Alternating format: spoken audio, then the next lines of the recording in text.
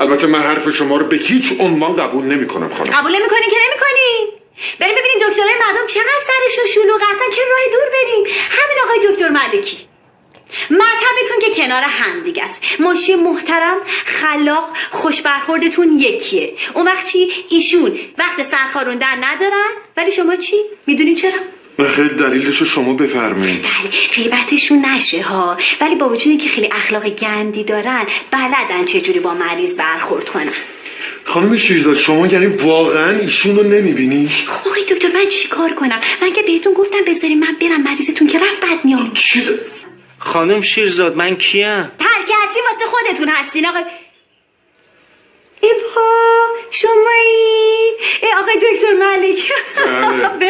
کی تشریف آوردی؟ همین الان پیش پاتون